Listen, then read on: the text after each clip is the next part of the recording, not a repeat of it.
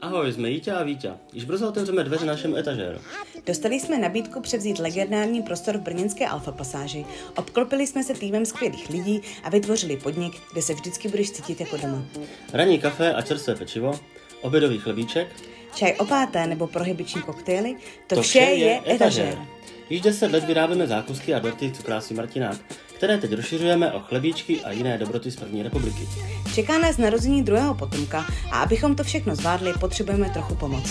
Rozjeli jsme crowdfunding, na kterém se můžeš podílet i ty. Nachystali jsme pro tebe spoustu vymazených odměn. Krabice zákusků a chlebíčků za speciální ceny, porcelán, anebo ti dovezu narozeninový dort až domů. A když si to u nás v etažéru budeš chtít extra užít, moderovaný čaj opáté je přesně pro tebe. Pomožte nám to pořádně nakopnout a my vám ukážeme, jak to umíme roztočit.